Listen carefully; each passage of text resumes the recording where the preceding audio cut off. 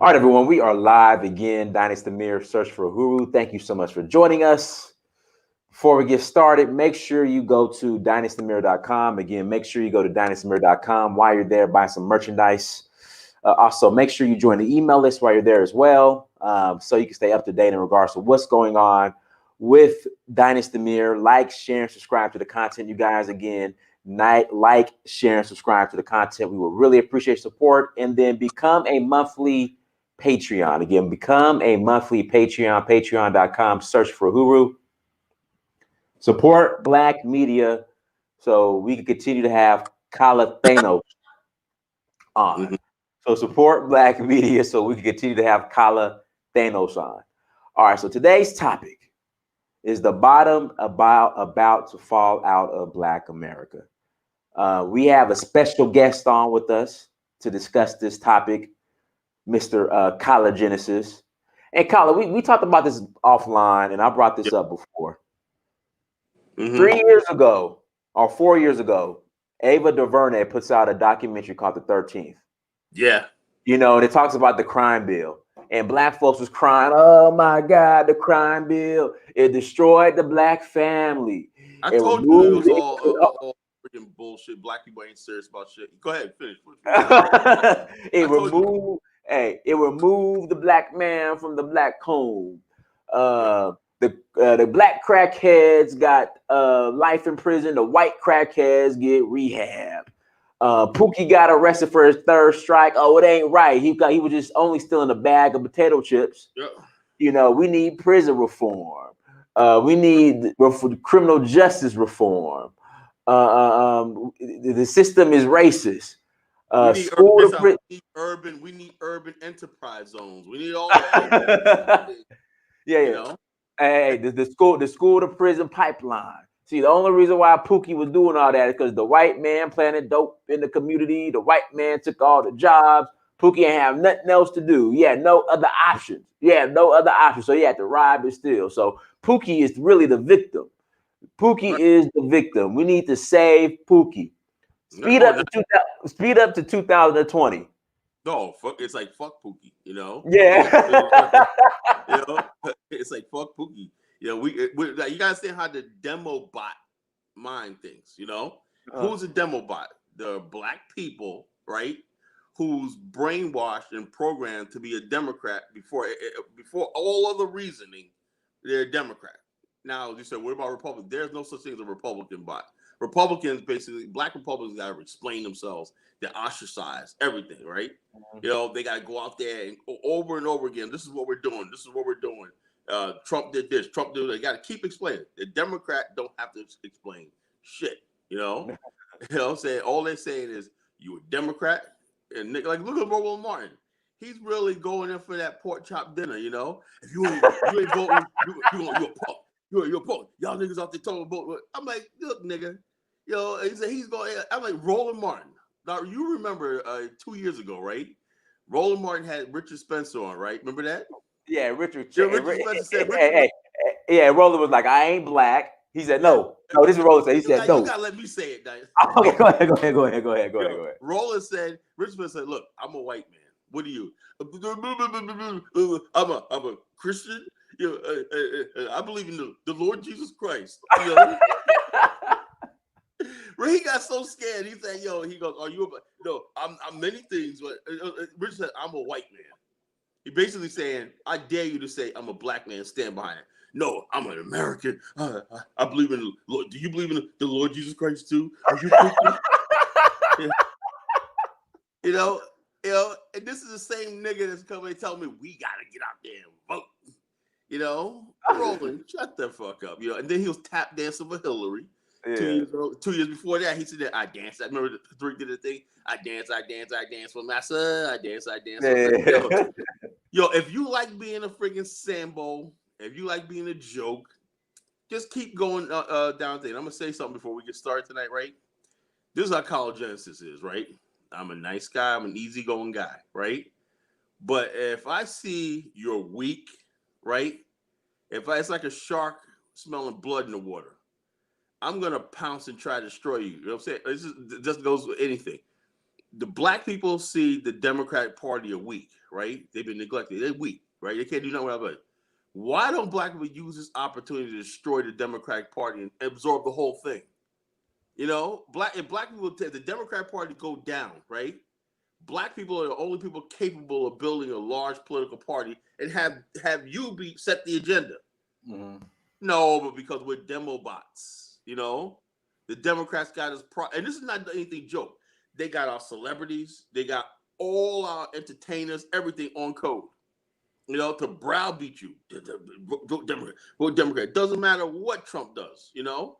And then what this says, right, going forward, let's say if Donald Trump loses, right, this is going to say that you don't even have to have a black agenda anymore. So you got 45, soon to be 50 million people in America, right? And then they say, well, the whole idea is, which should have been America, but no, it's not. There's still two Americas. There's one white and one black. Black America has been neglected since the 60s, right? Neglected. It hasn't, so it needs special attention on certain key things, you know, enterprise zones, minority, not minority, black. Set aside, you know, not no minority stuff on that. We've been shafted with this minority, you know, the minorities. That's what they've been trying to make us minorities. P. Diddy says the word minorities, young minorities. No, the African American community, particularly the African American who are descendant from the transatlantic slave trade. They said, what's the difference? The difference is when African immigrants come over here and black immigrants, right? The two things they're trying to do.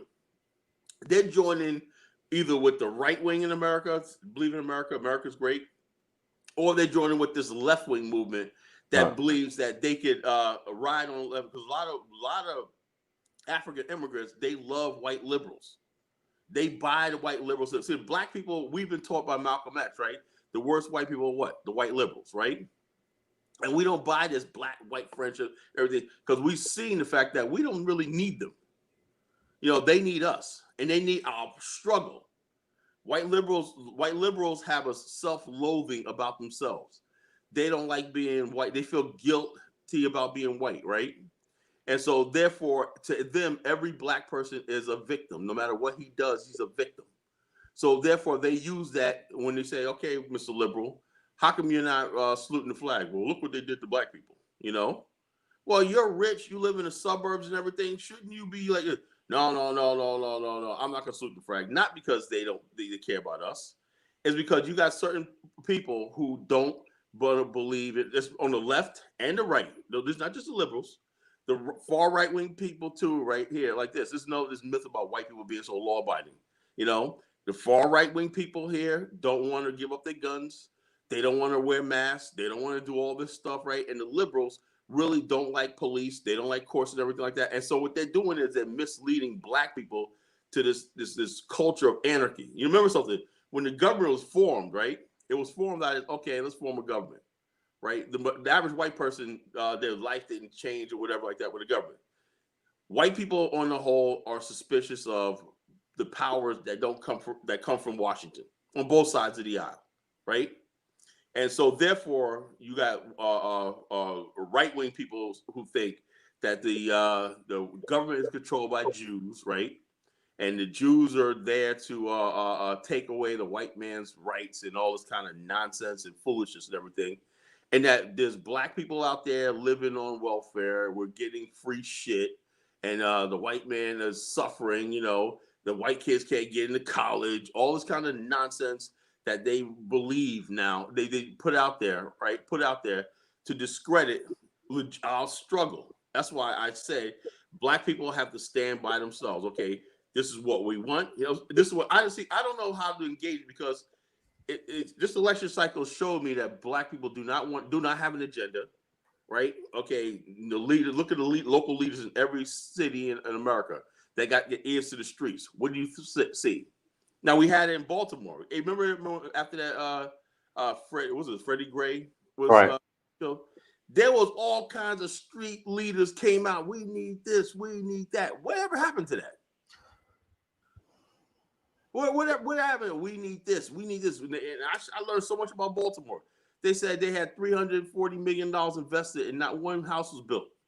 No black people got jobs. All the money just evaporated. And I said, okay. I said, okay, Baltimore, you had all these brilliant young black, yo, this is what we need. Our city's dying. We need this. We need that. And nothing happened. Nothing happened. In all these areas where you have the bottom is falling out, right? Nothing has happened. This is what's happening in Chicago. You cannot have a political solution. It's too late for that. I don't say, well, what's the next step, Kyle? I have no idea. I wish I could tell you. I wish I could tell you voting for Biden is gonna solve anything. It's not. I told people for years, I was, oh yeah, Barack Obama, wait till he gets his second term, and I was made a fool of. I said, oh, he's gonna do something when he gets second term, right?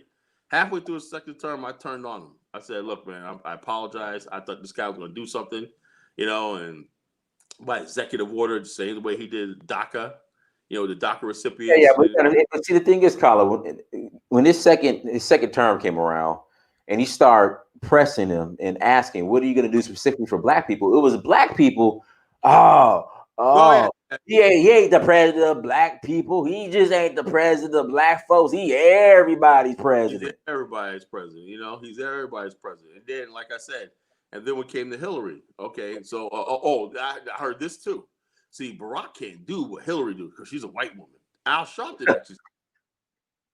See, he can't do it, but Hillary, she's a white woman. She could do more for you than black. Well, there's all these plays, and they got the perfect person, Al Sharpton, who's nothing but a pimp, a punk, a hustler, and a liar. And feeding you talking points all day. You say, okay, Reverend Al, he must be right because he's on MSNBC. He's on MSNBC 1 hour a week on Saturday, I believe. He used to have a show. So now people are like, oh yeah, you got Roland Martin. He's trying to make it. He's trying to get back on CNN, stuff like that. He's going all out. And he's hoping to be discovered by the Biden campaign. Like, bro, this guy. If you look at his show, this guy, he wants somebody to be like, yo, this guy, we need this guy on our team. Roland, if it hasn't happened now, right, it's not gonna happen. He's just holding out for, he misses TV1. Remember that? TV1, man. I never see your diners. You have a better studio than they gave that nigga TV1 and whatnot, And I'm saying to myself, I'm like, yo, man, this guy, like the camera's moving and whatnot. I'm like, yo, is somebody doing this from their freaking recording this from their damn cell phone? I'm like, yo, but this is what they give us, right? This is what they give us as black media. The bottom line is online platforms. We got to watch these people too, because I know the fact that the Democrats are so dirty. They're gonna start sending out money to certain people. That cash out, say this, okay, say this, and that cash app. Next thing you know, whatnot. Man, last week he was like, yo, no, 1 minute the motherfucker be like, yo, excuse my language, yo, no tangibles, no vote. And then next week, when I'll say, what changed? He's all, yeah, Kamala Harris. She's black, man. She's banned. What the hell happened? What happened was an infusion of cash in their Cash App or their PayPal account. Hey, what's that, guys? Make sure you hit that like button again. Hit that like button as you come to the chat room. Again, please hit that like button. I'll greatly appreciate it. Thank you so much for joining again, you guys. Hit that like button. All right, go ahead. Go ahead. The bottom is dropping out in Black America, right? Every day someone's getting shot, someone's getting killed, over the littlest things.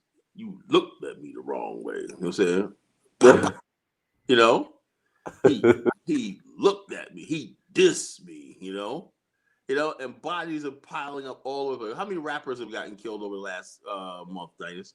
Man. Rappers, I don't know a whole lot of people, I consider myself pretty smart, brilliant, right?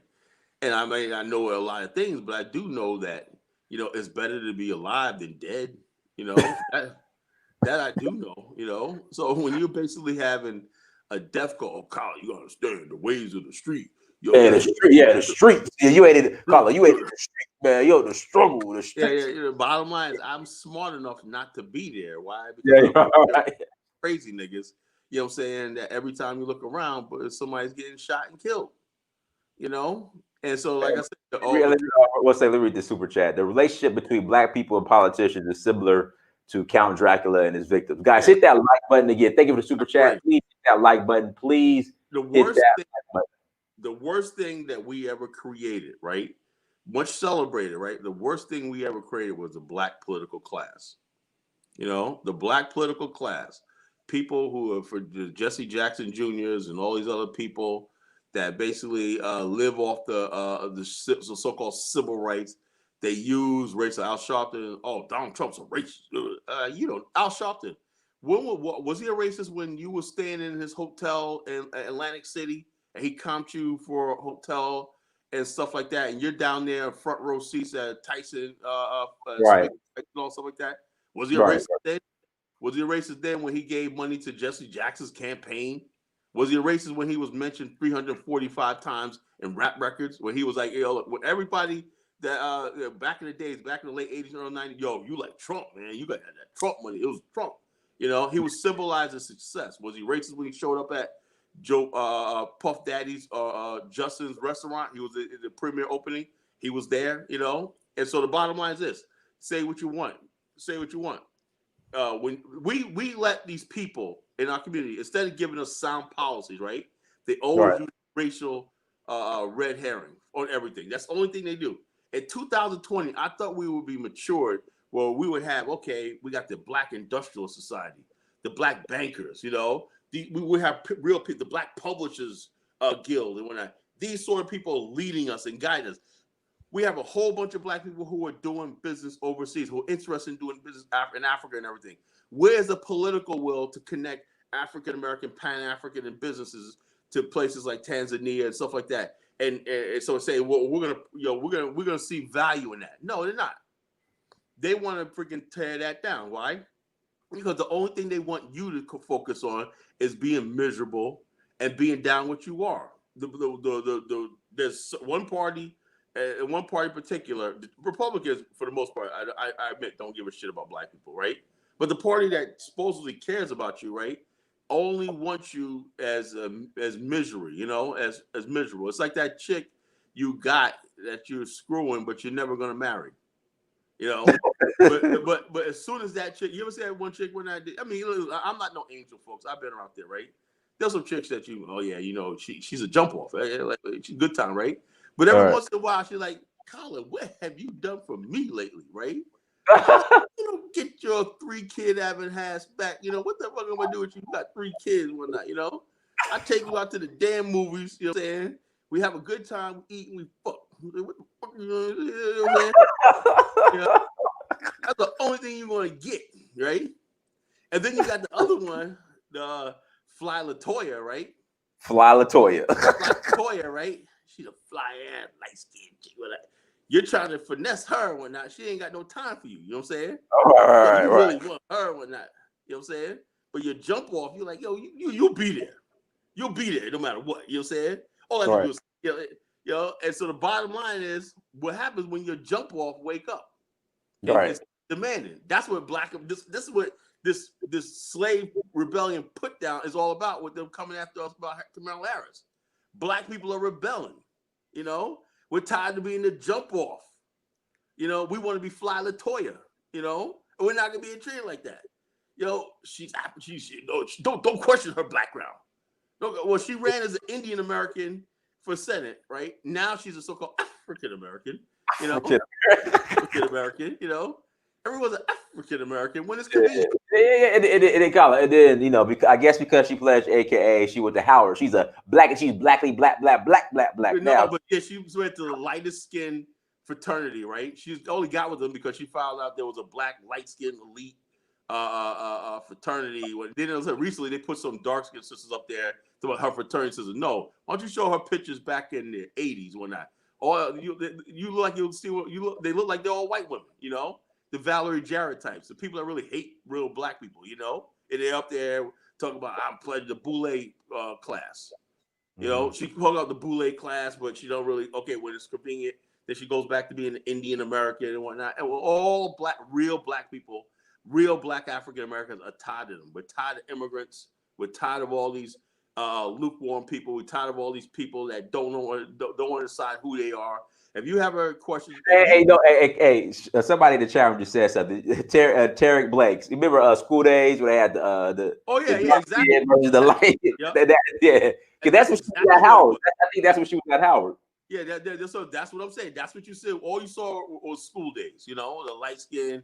What's the girl that played Martin's girlfriend, Gina? Tisha Campbell. Yeah, Tisha Campbell. You know, that the Tisha Campbell types were not School Days. Spike Lee, man, tell you what, that was real back then. You know, yeah. You had people out there that we had two communities. We had one that was pale, that were proud of their European ancestries, you know, and everything. Then you got large numbers of people who were darker skinned, slave descendants, and everything like that coming together. Education. And it was a hierarchy in Black America. You know, it was a hierarchy. You know, and so that's what it was, and we never really fought against that hierarchy and everything. And that's why our communities you look at DC, terrible. You can't let these people that don't identify and don't love their race, not saying all of them, but you can't let people that basically in their heart want to be white lead you. I'm sorry, it's 2020, and I'm not accepting these half-caste people ruling, leading me. You ain't Black. You don't like your African roots, or you don't claim Africa. Talking about which Ice Cube, Ice Cube says Ice Cube got a hold to the Native American theory, and he says on the Voice Walker Show, "We're the original Americans." Ice Cube, Mr. America's Most Wanted. Yeah. Says what's going on, man? Like, what? Everybody want their get out of black free card. Ain't no getting out of this, man. No, you ain't going nowhere. You understand? I'm coming to snatch your black ass back. Ain't nobody getting out of this. We're gonna see this thing through. Right. You're a Native American, or I'm from the blah blah blah. No, nigga, you a slave descendant from America. Deal with that. Yeah. You ain't no Muslim. You ain't no Christian. You ain't no Mo. You ain't no Hebrew. You know what I'm saying? You were Olmec. The Olmec. Olmec. Oh, you ain't no Olmec. You weren't already here. You ain't no Aboriginal. You're African American. So when you stand up and say for your ancestors and say my ancestors were slaves and free black slave descendants and everything in North America, brought over here via the transatlantic slave trade, that's who I am and everything. Then you can go forward. Then you can connect with Ghana. Then you can connect with Nigeria from a position of strength. This is who I am. I have the African American mind. I see things differently, right? I see race differently than an African does. I see race differently than a white person does. I have an experience. I'm not going to ever spit on my ancestors, right, to appease anybody else. This is what I am. And so, therefore, that's what it is. Everybody's selling out, And then now you got Akon telling us, oh, y'all should get over slavery, Yeah, and the thing is, now, Kala, slavery barely even taught, if at all, in Africa. Yeah, and it's never taught in Africa, It never taught in Africa, And so the bottom line is, the Ice Cube really said he was a Mo from Turtle Island, Olmec. No, I said he was a Native American. He said a Native American. You got to be kidding me. He said, well, no, what it is this. A lot of these guys are not educated at all. And the internet is dangerous because it puts out false information as real. You got dudes pose it as like that Rafiki, whatever his name is. What's that old dude, the gray, like a black Santa Claus? Romney, whatever his name is. Somebody else say it, right? And you go out there he's with the Olmecs and all that. That Negro looked like my janitor and whatnot, from high school. And he's and they didn't know that. I had to snooze from for 30 days on. I got so mad, right? I had to freaking block him for 30 days on Facebook, right? And he says, well, black people. He's basically his theory is there's no such thing as Africans, right? Where he want to lump Indians in with Egyptians, all dark. We're one race. No, we're not. Go to freaking Trinidad and try to or go to India and your black ass and try to marry one of these Indian women. See what happens. It doesn't happen. So basically, he's saying Kamala Harris he showed some Dravidians, in India. Renuko Rashidi. Yeah, that clown, And people say, how you talk about? I'll say what the fuck I want to say. If he doesn't like it, he can come on this show and debate me. I've invited him on several times. Like he'll see the message. You'll have me on. I'm ready for anybody. This is a new college Genesis here. You know. So anyway, Renuko's now caping for Kamala too now. Yeah, that's what I'm gonna say. Now he's basically saying that because look at the dark Indians and whatnot, you know, how he would reject this fine black woman. I'm like, I mean, but this is what I don't understand, Carla. Why are we go from Asiatic black man to Kemet, completely skip over West Africa to we are the Hebrew, Moorish, Olmec from Turtle Island. I'll tell you why. Why? Because if you look at and I studied this, right? There was this thing called and I've said this before, right? I'm gonna say it again, right? It's called the Alibaba culture. I call in Black America. Okay. Alibaba culture. You know, Alibaba with the turban, right? It's basically a nigga with a turban on his head. You know, in other words, basically, this is what happened. There was a slave, a brown-skinned slave, right? Who I think it was in Missouri, right? There was some Hindu people that lived in Missouri, right? And they were walking around free. You know, they were kind of brown-skinned, dark-skinned Hindu, right? And the black people said, "Well, wait a minute here, man." And in places like New York too, New Jersey, this is where this is all started from. This is very careful. I'm gonna give you a history lesson. There was people walking around, right, who were from North Africa, Syria, and everything, and they were Hindus, they were Muslims, everything like that, right? And some of them were dark skinned, right? Mm-hmm. And they came over here, but they had a free status, right? As Arab or whatever like that. Because in America, right, when America was founded, right, it was not presumed that if you're black, you're a slave, right? Over time, right, it was the presumption of slavery because by race became prevalent, right? So therefore, you would have black people, right, who were free, right, who were kidnapped and put in slavery, say, because they were African American. In other words, basically, the way the laws was, the way the custom was, and the culture was, any African American is potentially a slave, right? And that your slavery based on race. That's the ultimate crime of America. Slavery based on race. America has to pay for that. You know, that right there is unforgivable. So anyway, in this case in like the 1840s, where this brother put on a turban, right? And he was walking around, he did his beard up and everything, and he was passing for Hindu, and he was able to escape the freedom, right? And then in places like New Jersey, New York, whatever, there was I remember that story about the prince among slaves. Remember that story? Yeah, I remember that. Remember that story? Right, exactly. Yeah. After that time period, there was a lot of black people who were trying to get out of slavery, saying they were Moors. That's when the Moorish movement started. You know, they were saying we were kidnapped princes from North Africa. They were trying to say they were not slaves from Black Africa. They were from North Africa. And see, that had nothing to do with any love for any culture. It was a survival mechanism. Same thing with skin bleaching. Same thing with like that. Same thing. Everything you see where people are denying the African roots is survival mechanism. Because people feel that if they call themselves a Moor, if they try to prove that the original Jews were black, if they try to prove that Kemet was a black civilization, it's all about trying to, because let's be honest with ourselves, the slave trade the transatlantic slave trade is the most degrading people, and we have degrading thing in human history. We have never psychologically recovered from that, only except for Liberia, right? And so a lot of black people reject Liberia, right? But we have never recovered from that. And the only way you can recover from that is by returning to Africa and building something better than America ever was. That's the only way. The racism will cease to exist, because the power dynamic that racism produces, we conquered you, we own you, and we control your minds, we control your thoughts and everything. We have a gradual process of you civilizing into our society, and we're trying to integrate into America. And now in 2020, the bottom has dropped out. There's no chance of black people assimilating it, because with the Black Lives Matter, the rioting and stuff like that, the whatever race relations that you thought that you were banking on is all gone. So like I said, if people don't want to take this black nationalist movement seriously, and for the future generations, building a nation of our own on the African continent for future generations, not for us, but future generations, there's no hope. All right. So there's no hope. All right, let's see. Guys, hit that like button again. Please hit that like button again, guys. Hit that like button. Alan HB, thank you for super chat. We have no idea who we are. That is why we fall for every religious cult that comes along. Yep. Your bottom line is everybody.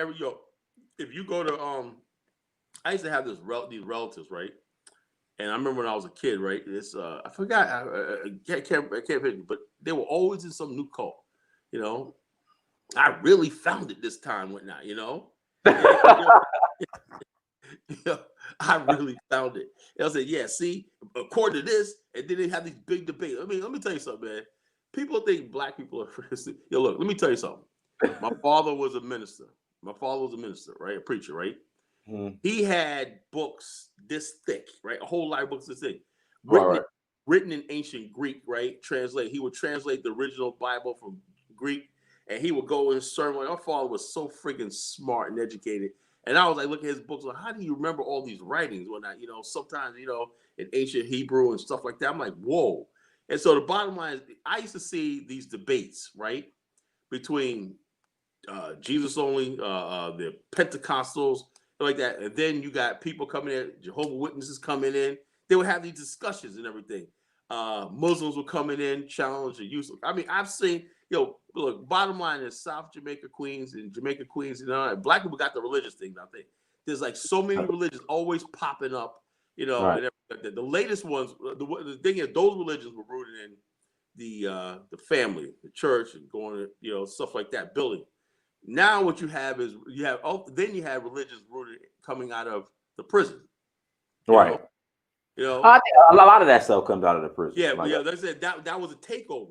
As black people sort of moved into the middle class and like that, they started becoming less devout to all that, right? In the vacuum, you had these the 5% cults, the Hebrew Israelites, and all these other people, right? Found that, whoa, and it's always just young people, young black men and black women who were disconnected, because like I said, when you start making money and you start getting along in life and everything like that, religion or that sort of religion is not that important, but now what you have is people out there, and all that, but let's be honest, it was Christians and Muslims and everything like that, Orthodox Muslims debating one night. There was some sort of scholarship, right? There was some sort of check. Now you have people making up stuff, and they don't, because we got the internet now, right? Right. Stuff, right? And they can put stuff on Wikipedia. So you saw Wikipedia, no sources, no nothing. Right. No nothing, and that's what you have guiding Black America right now. People can just make it whatever they want, put it online, put a video up. And I said, what gets me when you know stuff that's bullshit. Oh, listen to this video. I say 500,000 views. That means 500,000 minds you don't poison with nonsense. Right. 500,000 views. Why? Because, oh yeah, so everybody want to hear that their ancestors, they were lied to. Remember that, right, Diane? You were lied to. You were lied to. We was already here. You was lied to. Also, you ask them, well, where are the ships that brought the Europeans here? Show me where the slave ships are. I could take you. Look, I could take you right now. When I was working, this is back in 2003. I was working at the city of Portsmouth in here as security, right? And I told the story. Hey, Kyle, I gotta play this video too. But go ahead. I'm about to play this video. I gotta find it. Yeah, I know what video you're gonna talk about. Anyway, also I seen on the city map, right, the original landing and the piers of the slave ships are still there in the harbor. I looked at that. I said, I said to myself, those look strange, and they're still there because it got to be put there because they've never been pulled out of the ground. Are still there. And also that I found out years later, they said, yeah, there's still like abandoned slave ships that's still sitting there that people can go and view. A lot of Black people go down there during the Moja Festival and look inside them and stuff like that. See that they want to feel the ancestral spirits and whatnot. But it's there. Your ancestors were brought here.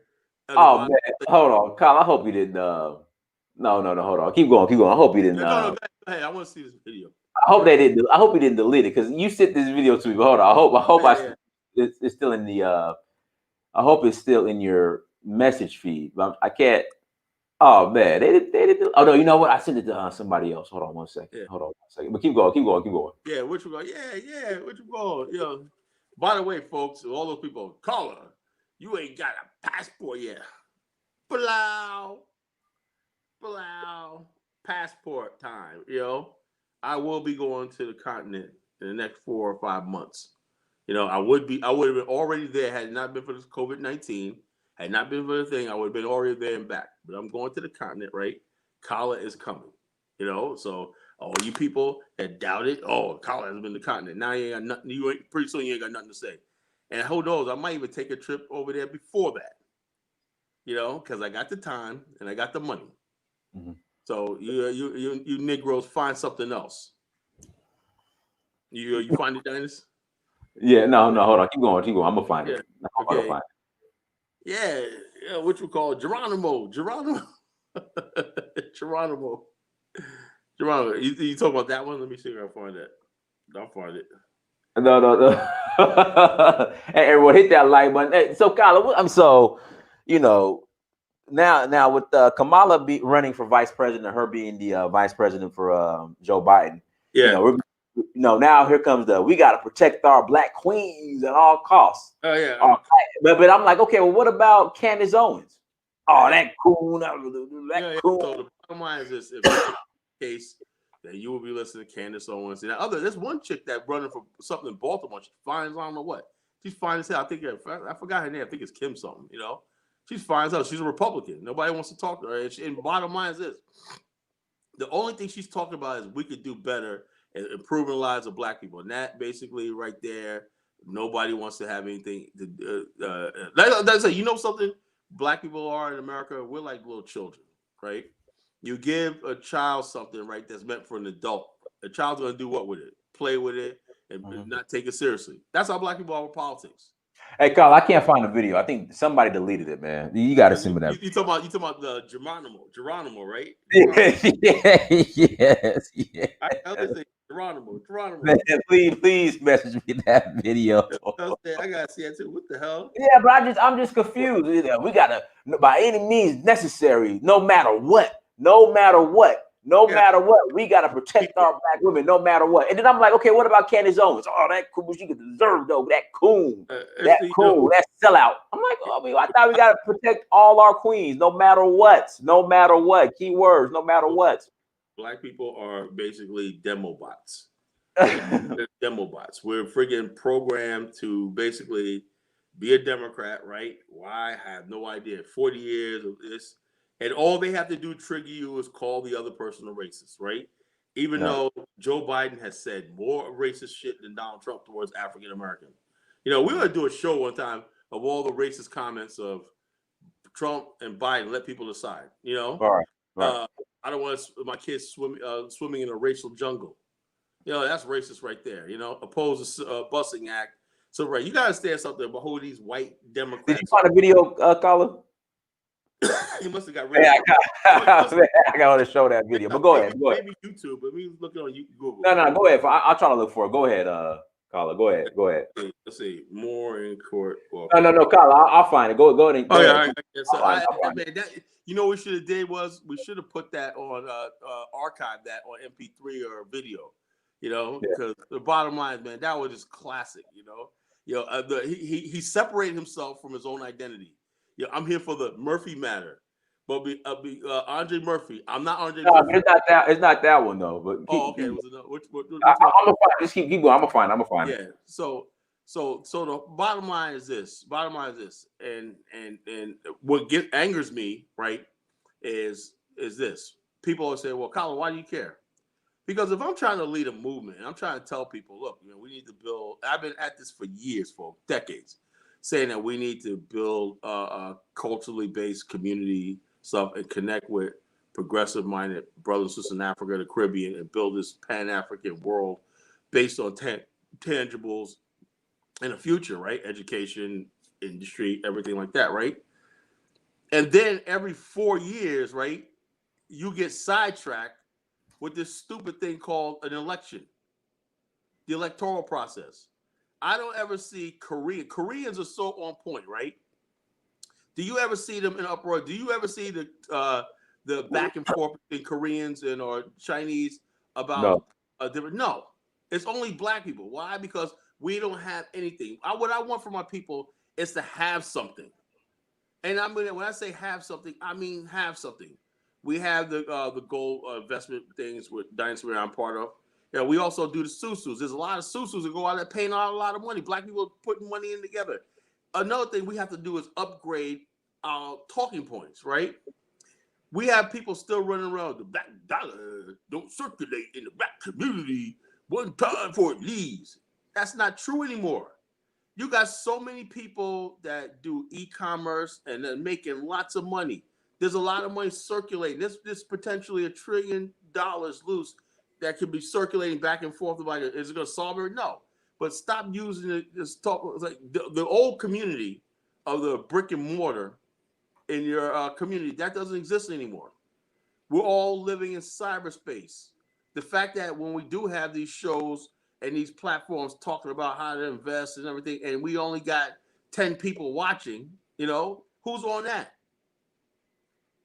We got so many dynamic black people in the community that's doing so many things. Nobody gets behind them because you're expecting to fail.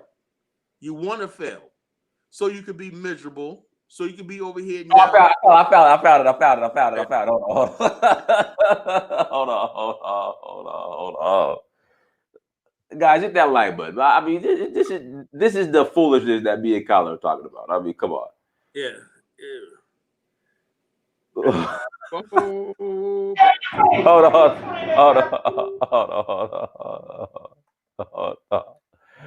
Oh, let me share the screen. Guys, thank you for the super chat. Hold on 1 second. Let me share the screen. Hold on.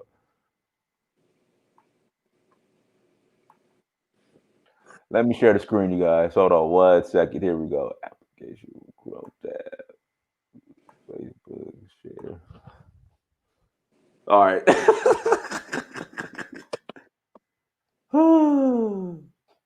Oh yeah. This one. Yeah. Oh yeah. Breitbart had to have this, you know. Oh, yeah.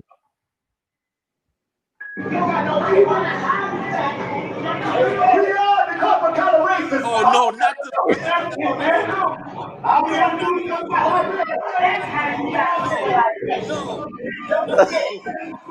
No, don't do this to me, man. Yo. Hold on, my sound went out. Hold on 1 second. Yo, this chick, man. Oh man, Aunt Jemima with a freaking feather on it. Not this one, man. And this goes. Hold on, guys. Sorry about that. Hold on 1 second.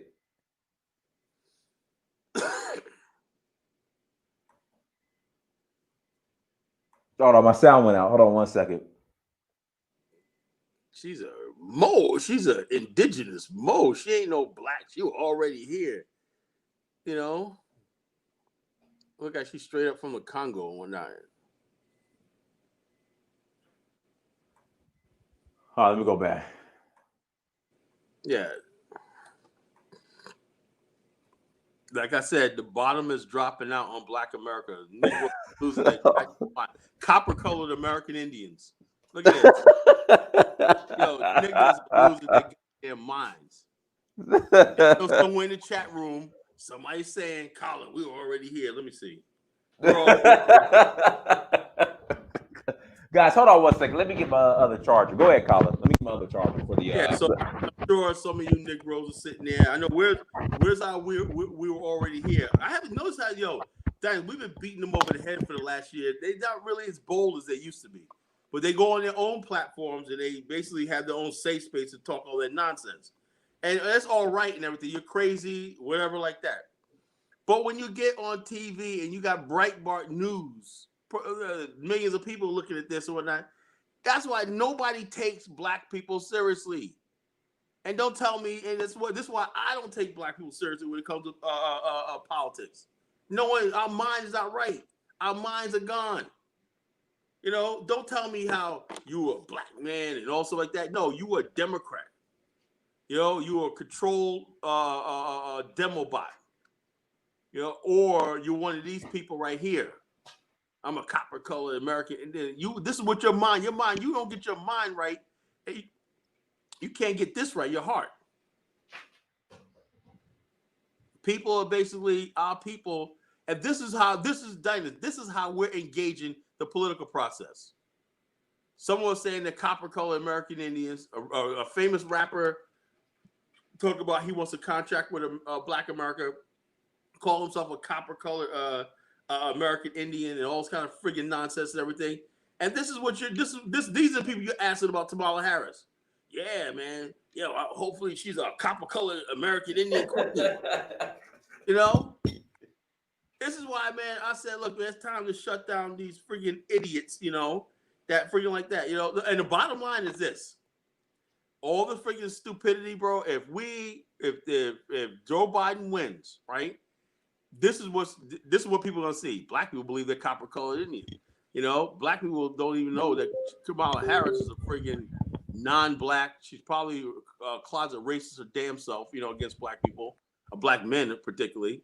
Joe Biden's a racist. He don't promise nothing. This guy he's gonna have a president that you got full support, that fully support the black people, full support, that never even addressed you as a community, other than telling you all think alike, and that black people, you ain't black unless you vote for him. This is what you have. If that guy wins, you lose. Then whatever they say about us, right? If they call you, then the world's gonna look at black people like this. You know, these are a bunch of niggas, man. You know, bunch of niggas. Yeah, no one's gonna. You all, with a little respect that we built up in this country, is gonna be all lost. Oh, look, man, look at this. Indigenous TV. I'm full-blooded Native American and darker than you and Dynast. I'm like, no, you're not.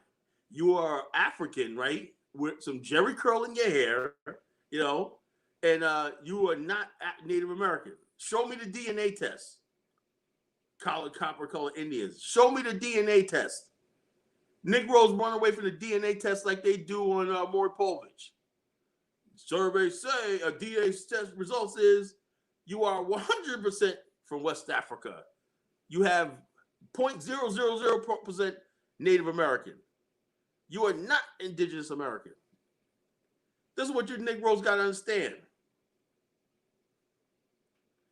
The bottom line is, I hope we're getting through to people. We're getting through to people. Black people, I'm telling you right now, this is, if you don't listen to anything I say, right? There's more at stake. Our dignity is on the line here. Tarudy, hey Rude Tut, what's going on, bro? What if blacks were the first here and migrate out of Africa? Then why wouldn't we have been first everywhere? Yeah. The bottom line is black Africans, sub-Saharan Africans, you know, the people from that we are descended from, right, are from the Congo, Southern Africa, Central Africa, West Africa, and everything. Let's be proud of that. That's a big landmass. That landmass is twice the size of North America. Why don't we? That landmass has more mineral resources, right? Has everything we need to build a new civilization, right? Why don't we capitalize on that? What the hell do you want with Central America and South America for? South America is like, I don't care what you say about it. South America is only the size of West Africa. So why are you like, oh, I get it. You want to get with them Indian girls down there. You know, I know that. You know what I'm saying? That's all it is. You want to say, like I got my brother Barm, right? This nigga loves North Africa. Collar, man. No. Just admit it. You want some of them Berber girls. Yeah, man. Berber, they're real. No. If you like Berber girls, they're pretty. Berber girls are fine, man. You know, the Moroccan girls, man. Hell, like decades, I dated a Moroccan girl. Fine as hell, man. They're down set. But the bottom line is this. Our women are the black women of West Africa, Central Africa. That's where, until we learn to love African women, black women, we're never going to be anything. As long as a black man keeps chasing anything that's not him, you know, we're never going to get any place, you know? All right, guys. He says, no, both our parents are full-blooded Chakwa. How long we had this, you know? Sounds familiar. Full-blooded. And Blackfoot Indian, you know? You know, and the bottom line, no, your feet are black because you haven't washed them in a while, you know? People, I'm Blackfoot collar. They put their big crusty feet up in my face once. I'm like, yo, nigga, I'm gonna give you some Brillo pad to scrape that crud off you. You know, so you. Hey, 1 second, hey guys, make sure you hit that like button again. Hit that like button, please. Please hit the like button, and also make sure you go to dynastymir.com. All right, go ahead. Yeah, so the bottom line is, until we start understanding, like I said, it was a piece on me. But let me tell you something, bro. I wasn't always like this. I grew up. Well, my parents moved outside the inner city. They moved us to a suburb in upstate New York and everything like that. And I was around. I was the only black kid in my school, whatever. I went through a lot of that shit, right? I went through a lot of that, right? But one thing I did know, right, like this was, I knew my family in the South, when I went down South in Jamaica, Queens, was somewhat better than the white kids already. Because they were, oh, white. I said, no, I had to take some of my white friends to the city. I said, show we how to do things. See, we go to church on Sunday. Some people go, Muslims, they go to the mosque. I said, see these nice community people out there, nice cars. The girls look good and whatnot. They're playing jump rope and whatever. See people orderly and everything. I said, this is what I come from. You didn't rescue me out of the friggin' what you think I'm. Oh yeah, you come from the city. No, we had to go back and explain. No, Black America. We're not the friggin' ghetto you think we are. And so you got to make people be proud of what you are. So in other words, basically, when I was growing up, right, I always knew these people are not superior to us, right? And I started studying Black history. I started studying African history. And when I said, wow, we got something to build on. I learned about the Mali Empire. I learned about the Benin Empire. I learned about the Zimbabwe. I learned about all these things in African history. I said, that's something to build on. I said, yeah, okay, we know this transatlantic slave trade happened, but we can redeem ourselves. Let's build. Build and be proud of what we are. Let's take what we have, right? And then when we do that, right? Now people are telling us, well, y'all not. Then you got some people telling us, no, you're not really quite Black. See, when it comes down to having power, it comes down to having power, having anything. Like when when I finally make it to the continent, right? I know I'm going to get a blowback. You're an American. Suddenly, I'm going to become the most American person in the world. You're an American, caller. You're an American. You're an American Negro. You're American. You don't belong. So in other words, I don't belong in America, right? And I don't belong in Africa. What exactly do you want to see us at? You want to see us sitting in the freaking Atlantic Ocean, or they want to see us beaten down, going to jail, getting shot up in the street? What you see now, that's what they want for Black America. No connection to Africa, right? Like they're attacking our sister R. Kathy. You can't go to Africa. Oh, you don't belong here. I'm glad R. Kathy's telling you, fuck you. You know what I'm saying? R. Kathy's, you come for her, you come for me, you come for everybody else. That's the way I see it. She's basically, that's what R. Kathy is. What happens when you're tired and you've had enough, and you're gonna stand your ground. That's what real African Americans do: stand their ground. Don't apologize for being who you are. Okay, we talk a certain way. We're aggressive. We have thoughts about interracial marriage. We have feelings, certain feelings towards white people. We speak a certain way. We want to know why things aren't the way they are. Okay, so we're not going to get everything we want, but we have a right to ask. If you take that offense to everything we say, that's just too bad. So that's what we're talking about. Anybody want to call in, Diane? Yeah, guys. We're going to start taking some calls here in a second. In fact, send me an email, uhuru@searchforhuru.com. uhuru@searchforhuru.com. I want to pull up that video again, man, because something happened to my sound. My sound went out. Hey, go ahead, bro. I remember that. I sent that to you. Yeah, you said that to me. I'm trying to pull it up, but for some reason I can't. Oh, here we go. Okay, it's loading. Hold on 1 second. Let me go. That by far had me in tears.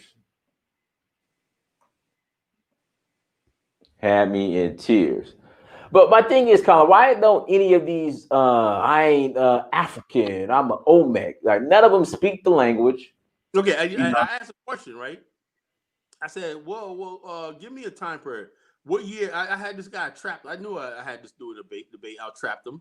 I trap people. When people come for me, you want to debate me, whatever, you better come bring it there, because I know how to debate. I know how to trap people. I'll box you in. Okay, I asked a question. Can you give me a famous Olmec dish? No, okay. Can you show me some of the writings they have, the kings and everything, the documentation of the kings, everything? Any famous battles? Any cities? I don't know about that. Well, you were just a big scholar on Olmec. Tell me about the Olmec. What were the cities like? What was daily life like? Can you show me anything? Nah. You show you a statue, which is actually a statue of a native indigenous people, the Mayans and everything, right? Because they don't look nothing like a real African. I mean, if you look at people with the statues, right? There's people, Africans with broad noses. There's indigenous people from America. Here we go. We can keep going. I'm about back up. Go ahead. Go ahead. So therefore, you want to claim something. Why don't you go to the Congo and start claiming the lost cities of Africa?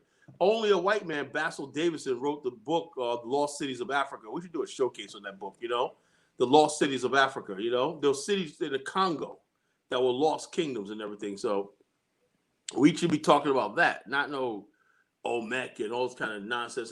Just get out of Africa culture. Ah, man, this thing's been. Here we go. We are the copper color racists of America. All we have to do is come Don't forget it. The Civil War was our war, North against the South. It wasn't nothing about no African slave, baby. Indians enslaved because we lost the war. So we assimilated into the United States. Real Indians look like us. Ask Christopher Columbus who he saw when he got off the ship. Let him know when he recorded to a king. Why do you think you got a brown penny, baby? Copper color Indians, baby. What do you think about brown color? Black Lives Matter has nothing to do with the original Black American Indians. Black Lives Matter is a propaganda to keep blacks thinking that they're African Americans that came on slave ships. We already know we are waking our people up to let them know that we are the American indigenous Indians. Black Lives Matter do not represent our people. We do. Jesse Jackson do not represent our people. This still mad at Jesse Jackson. Do not represent our people. We're not African Americans. We're indigenous. African American is Obama. Why? Because his mother's European and his father's Kenyan. That's an African American. A real Indian, American Indian is me. Both of our parents are American Indians, not from Africa. Remember that. I want to watch this one more time, Colin. I gotta watch this one more time, bro. I gotta watch this one more time. I want to. It's like you're living in a twilight zone, man. Okay, hold on. Here we go, Carlo. Here we go. How you explain that girl? We don't got no We are the copper color racists of America. All we have to do is come Don't forget it. The Civil War was our war, North against the South. It wasn't nothing about no African slave, baby. Indians enslaved because we lost the war. So we assimilated into the United States. Real Indians look like us. Ask Christopher Columbus who he saw when he got off the ship. Let him know when he recorded to a king. Why do you think you got a brown penny, baby? Copper color Indians, baby. What do you think about Black Lives Matter? Black Lives Matter has nothing to do with the original Black American Indians. Black Lives Matter is a propaganda to keep blacks thinking that they're African Americans that came on slave ships. We already know we are waking our people up to let them know that we are the American indigenous Indians. Black Lives Matter do not represent our people. We do. Jesse Jackson do not represent our people. Barack Obama do not represent our people. We're not African Americans. We're indigenous. African American is Obama. Why? Because his mother's European and his father's Kenyan. That's an African American. A real Indian, American Indian is me. Both of my parents are American Indians, not from Africa. Remember that. It's Breitbart News, man. They know what they're doing, man. They know what they're doing. They know what they're doing. The bottom line is this is what is got Joe Biden into the nomination. It was black people.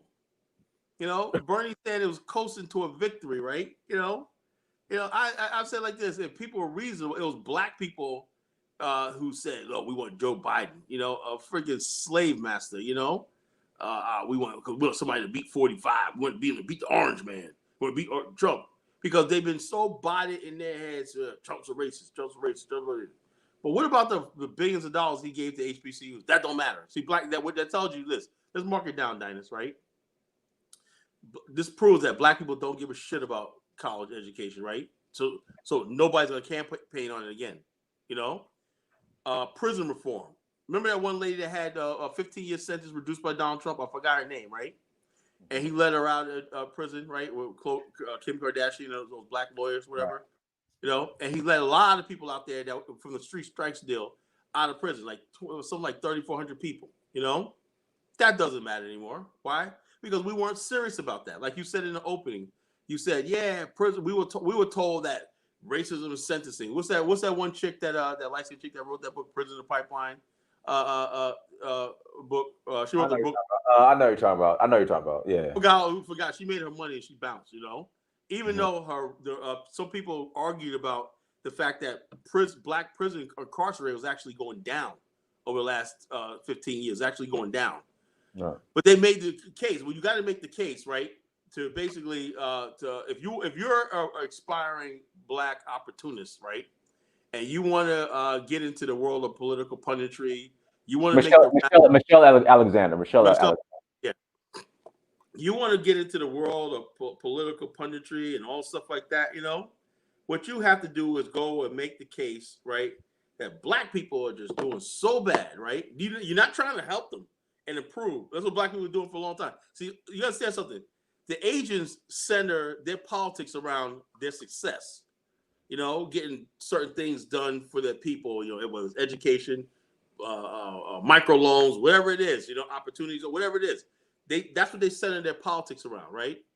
Black people, because the people that represent us are not really connected with us. You see right now the fact that they chose Kamala Harris, right, as a VP over somebody like Tulsi Gabbard would have been a better. I think if Biden would have took Tulsi Gabbard, I think he would have friggin'. I mean, there was no question about it. If people hear Tulsi Gabbard and her pragmatism and everything, he would win the presidency. But he chose Kamala Harris under pressure of black people saying they want a black VP, and that's going to cost him the election. Unless he picked the wrong black VP. He could have picked, even though I don't like Susan Rice and she's like that, but she has better credentials than Kamala Harris. He could have picked Michelle Obama. He could have picked that Stacey Abrams. But he chose Kamala Harris, somebody that friggin' it fizzled out of the thing. Her campaign went down. She got less than what 5% of the vote. She completely was rejected. But now usually when you run for office, right, and you choose a running mate, right, you choose somebody that basically had high marks. Joe Biden had high marks. Oh well, come to think of it, to tell you the truth, Joe Biden didn't even make the finals in Obama's thing. It was Obama, Edwards, and Clinton. Remember that in 2008? And then what happened was after who should have got the vice president nominated was John Edwards, right? He came in third, right? But they went Biden. Biden dropped out of the thing. He was a buffoon. He dropped out of the thing. They picked Biden because he was a safe bet. You gotta understand something. You have a lot of white people who respond to dog whistles. Biden's legacy is the crime bill. That crime bill was so devastating. The 3 strikes laws. I remember when it happened. I remember when back in '94, a year before the Million Man March, police came and marched inside of DC, right? The whole police groups were after the LA riots. We got no backing. We got no backing, right? And so the Democrats said, look, man, we're going to lose the white vote if we don't side with we don't do something drastic. That's why they came up with this crime bill, right? It basically gave the police almost this power of impunity.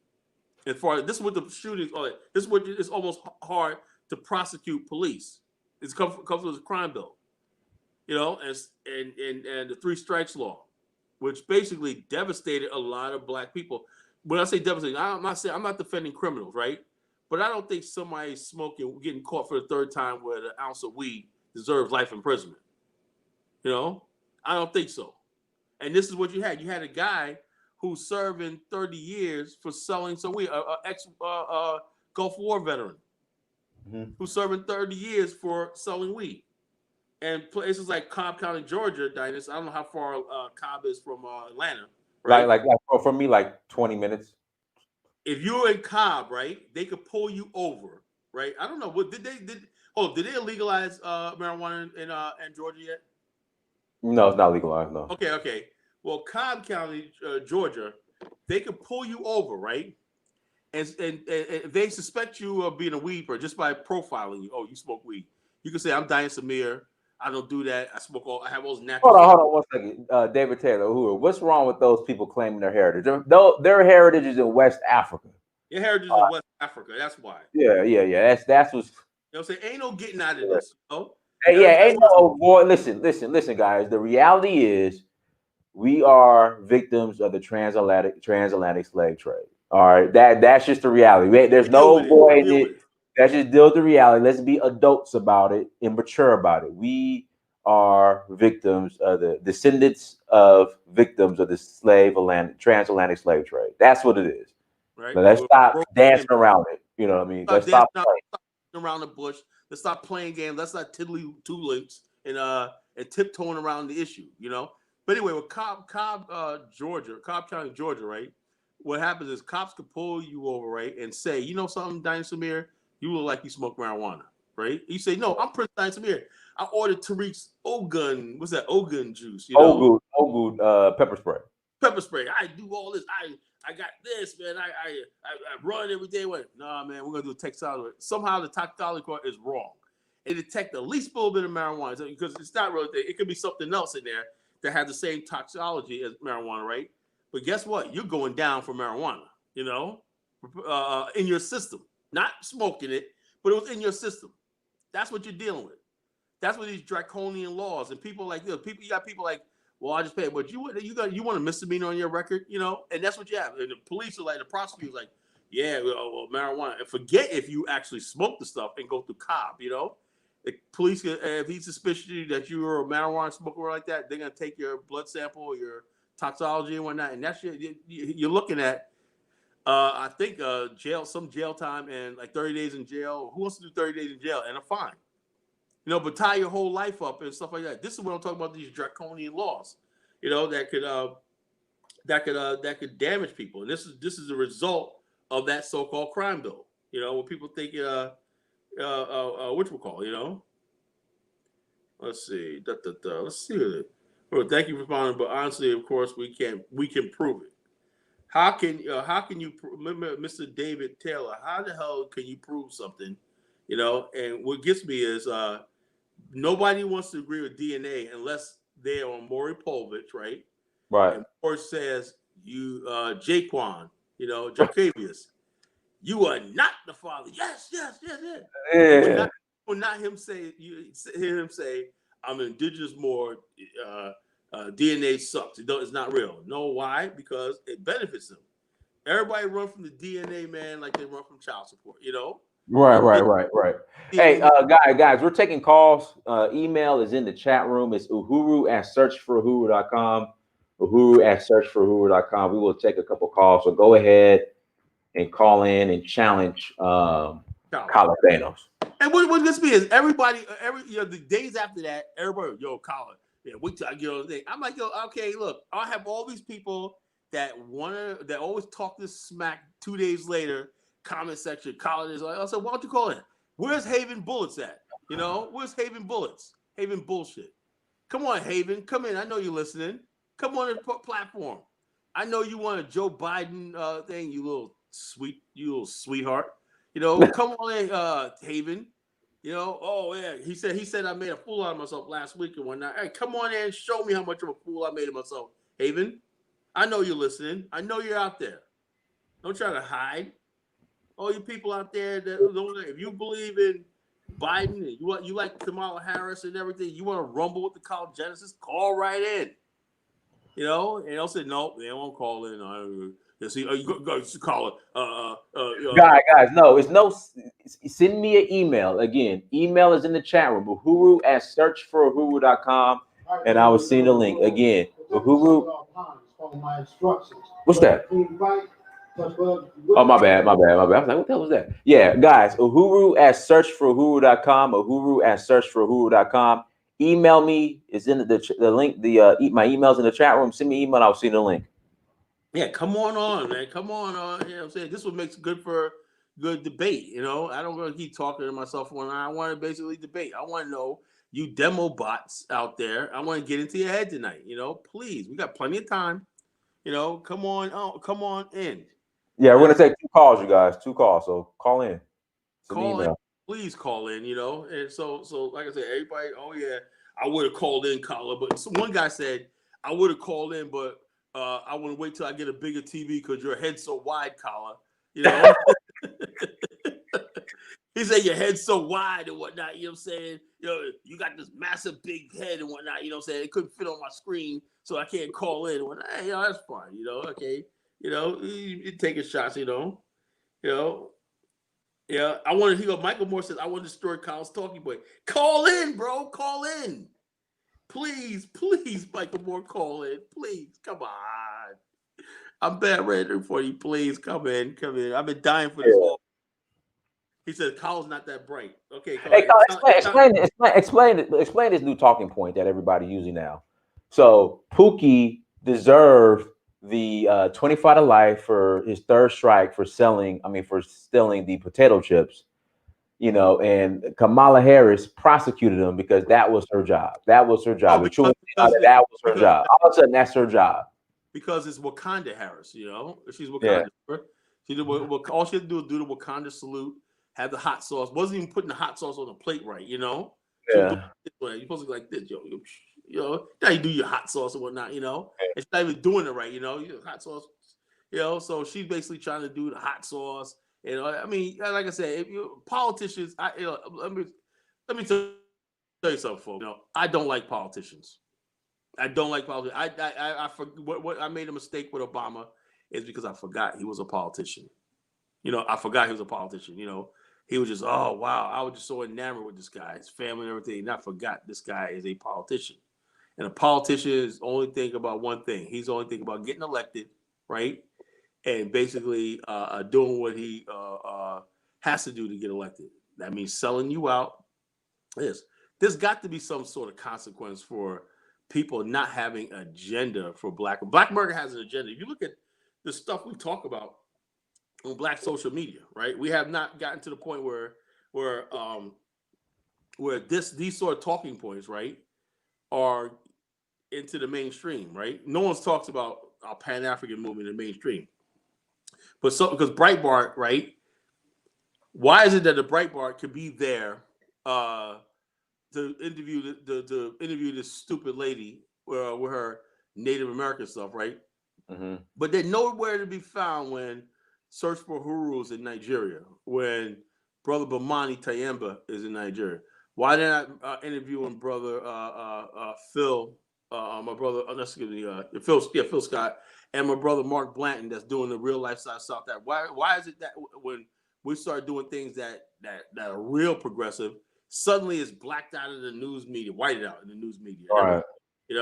But they find this way. Well, how many people were marching Dines? Well, like 7 people. Yeah, but they found time to come all the way out there and interview this stupid, crazy woman with feathers in her head. Yeah, the Popeye coleslaw and Popeyes tribe. Yeah, so the bottom line, that's what you have right now. Somebody said, Michael Moore, do it, Mike, come on in, Mike, come on in. Where's he at?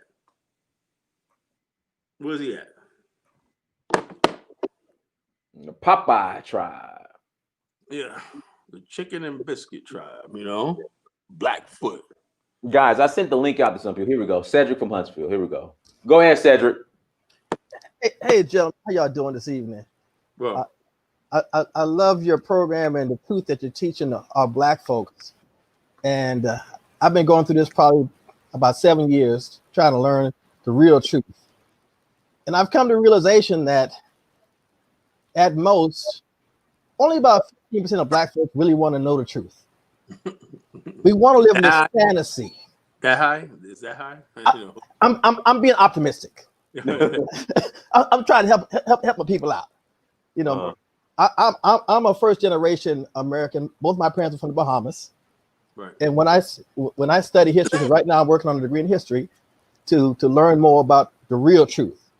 And the more I learn about the real truth, I take everything back to, if you don't believe this world is set up off the backs of Africans, you're delusional. Yep. I plan to write a book probably, I'm hoping another 5 years. And the focus of the book is going to be when you look at the rise of Europe, you look at the fall of Africa. And Boom. And even if it doesn't seem like Africa is we still have issues in Africa. We know that. You have the Chinese, you still have the colonial taxes that are being forced on Africans. But the little independence that Africans have carved out, as that independence gets larger and larger, you can see the economic decline of Europe. Yep. And that's the true issue. Exactly. Nobody wants to touch that. Nobody will suck because you got people out there. Let me stop right there. You got people out there that are telling us that we could coexist with Europe. No, the royal crown, the prince, whatever his name is, that married that black girl, whatever like that. He's actually going to countries like Angola. I was like, yo, you better stay out of Angola. One thing you better do, the British, stay out of Angola. Bottom line is this: these people want to continue the Commonwealth. I'm just getting excited here, but you brought up an excellent point, young brother. The Zimbabwe, right? The British crown, if they're so liberal and everybody loved them, everybody went to this Meghan Markle wedding and whatnot. Why is the British, right, making Zimbabwe? Zimbabwe is facing famine right now. The people are facing famine, and they got paid $300 billion back to these bastards, because the British didn't honor the Lancaster Agreement. Let's talk about the Lancaster Agreement. You know what they're doing? They're saying, okay, we're going to pay you for the land that we took, right? But in the value of the land prior to us setting up our modern land system, that means the land's worth nothing. They could probably get away with $1 million, right? But you got to pay back the infrastructure, right? The modern real estate value of the land that it took.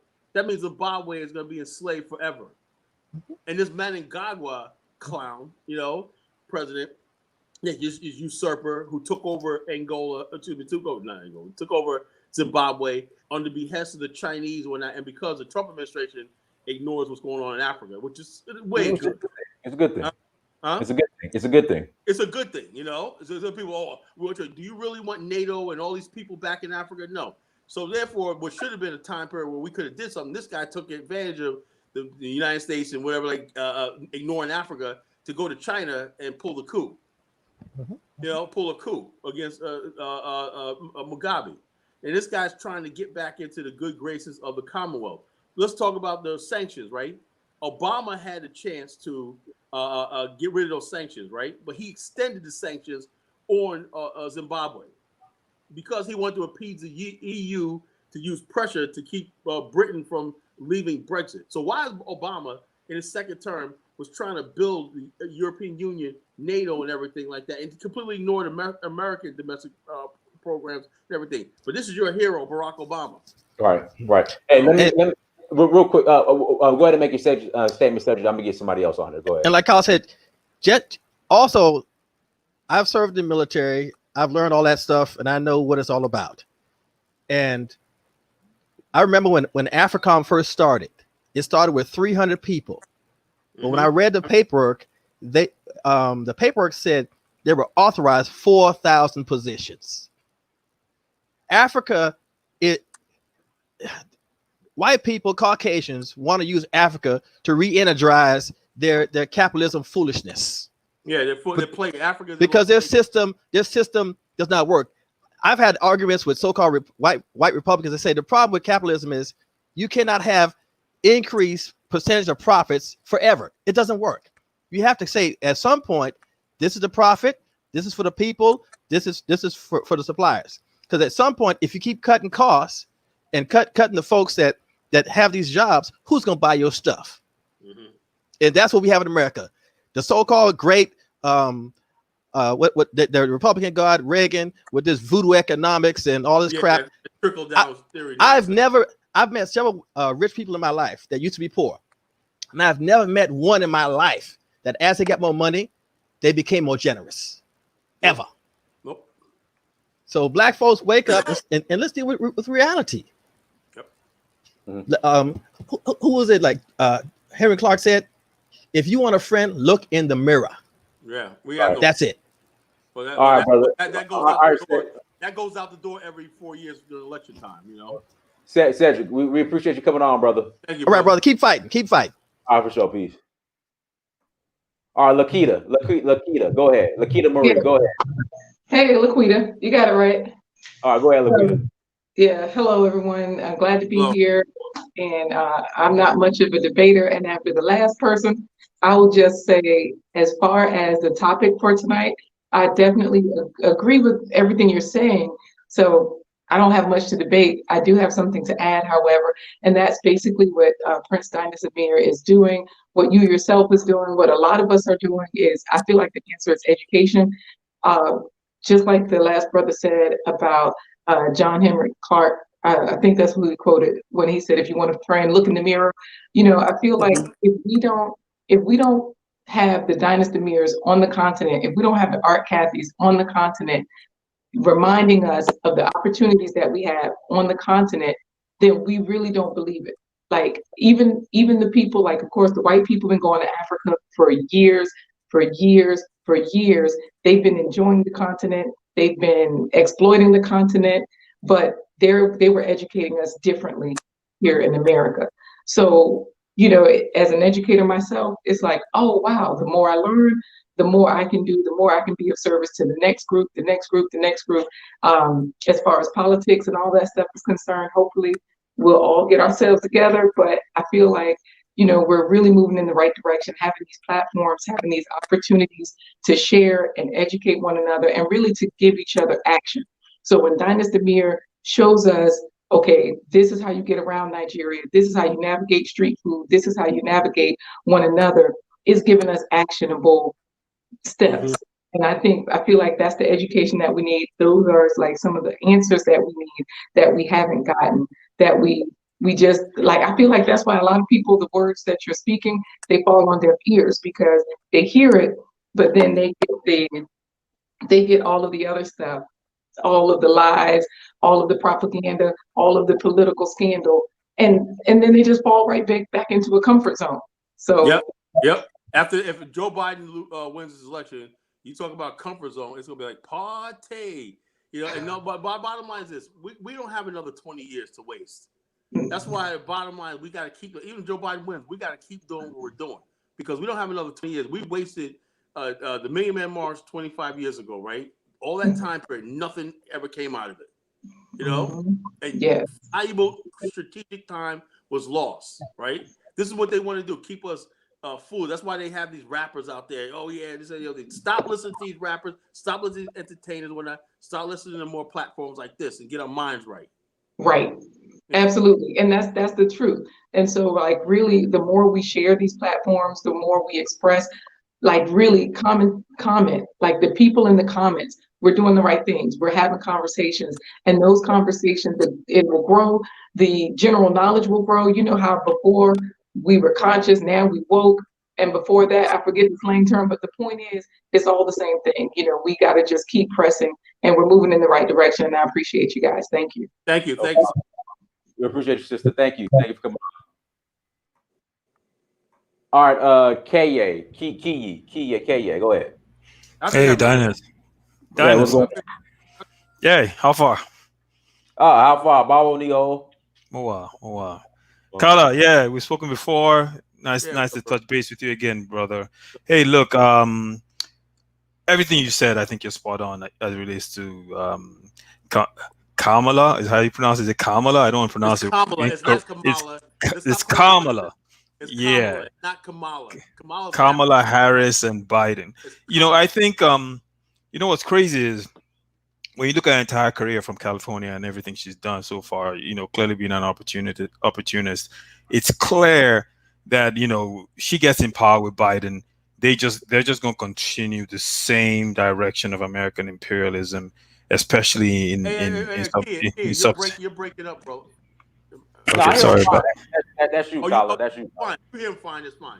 Don't worry about it. No, I think they're going to continue the same American imperialism in sub-Saharan Africa, especially, you know, with the search for resources and some of those things. You know, there's a whole confusion about whether or not she's black.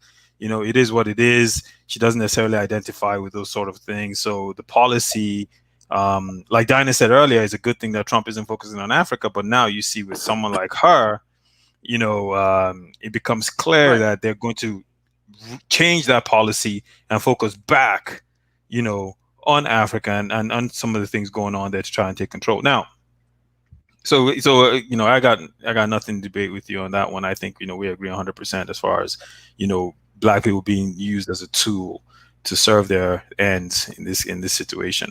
The one thing I did want to discuss with you, and I haven't gotten a chance. I've been kind of missing some of the few shows you've been on, but I want to talk to you this entire thing with our Kathy and the I guess All right. the division I know everybody, and like I and said, everybody don't agree with what she's saying, but yeah, yeah, I but select Kala, what I'm saying. here's the one thing. Here's the one thing we do agree on, right? We do agree on the ideals of Pan Africanism, right? Dynas agrees, you agree, I Right. agree, a bunch of other people do agree as well. We agree that African Americans need to come home, right? Right. But we also understand, and you would agree with this. What's the saying African Americans have? All black folk ain't your kin folk, right? Right. You also do agree that there are some people that will come, there's some black people in the United States government that champion the ideals of imperialism more than the white folks. Yeah. And if they come to Africa, they will champion those ideals more than anyone else, right? Right. And so the whole R. Kathy thing, right? The general idea of what she was trying to say in terms of, hey, look, things are messed up here. We need to get our act together. I get it, 100%. You do it every chance you get when you're on this show, and I have no disagreements with how you put it together, with how you hold black folks accountable, whether it's on the continent or it's in the United States. When you start to look at some of the rhetoric she was using, Oh, Dynas does. yeah. All right. Dynas does it. Dynas does it, and Dynas has kin now in Osun State in Nigeria. But I guarantee you this though, Dyna's not going to go on TV and call the people in Osun State lowly, say that they have. You understand? Even if there are problems, and it seemed to me when I saw her video, like maybe someone tried to scam her, and the person failed, and then she got upset and made the video. But even if that's the case, and I know people from Gambia, I know people from the Senegambia region and stuff like that. I think those people that I get scammed by African Americans, black, white people. Let me say why you going. Okay, Yeah. Kyle, let me finish. Okay, You let me get started, Kyle. let me write this down because I'm gonna forget. All right, go ahead. Yeah, Go ahead. yeah, no. So I think there's a moment here. There's a period here because I initially I didn't listen to what she said. Then I went back and I listened to her and I was like damn, you know, there was some venom in the way she was saying it, right? And she could have said her message like, hey, look, things are messed up in Gambia. You guys need to stop looking up to these Indians. You need to stop looking at these Lebanese. You need to get your act together. We need to work harder. We need to educate these people because they don't understand the struggle. They don't understand what's going on. 100%. Get all of that. But when she started going, let me say something, Key. Let me say something, right? This is why I agree with you, right? Here's a problem. Here's a problem. The problem is YouTube, when people do shows, right, and they really don't have, like, let's say I do my radio show on Wednesday nights, right, and on Gangster Radio. Look at gangsterradio.com. Call Nation Radio's 11 o'clock Wednesday nights. Every Wednesday night we tear it up on Gangster Radio, 150 platforms, stations around the world.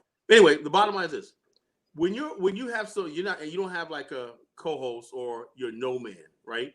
Now, my brother Jamal Omar is my no man, right? Why? Because he keeps me balanced, right? When I say stuff, right, and he knows he got his ear to the street, so he's like, oh, collar, right?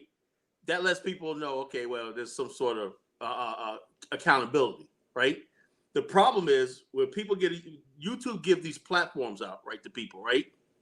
And there's no like, well, disclaimer or whatever, right? And people say what they want, right?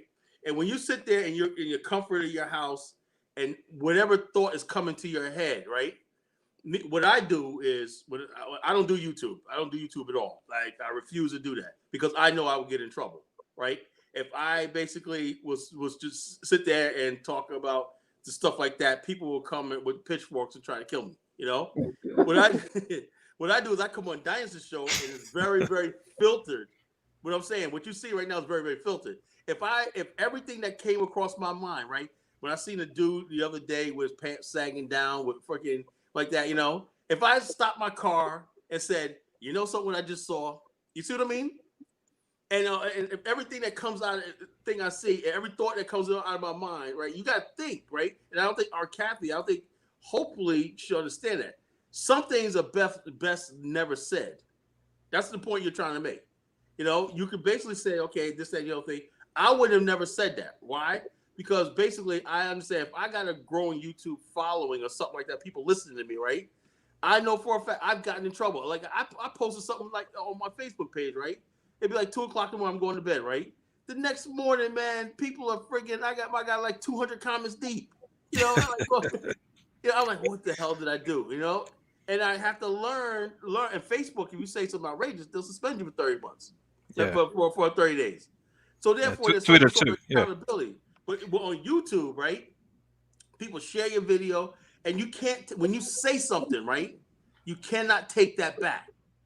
You know, me personally, I would have never said something about Gambia being slow, like that. But the thing is, in her defense, right? She made herself too at home in Gambia, right? Because I could go to when I'm from New York, right?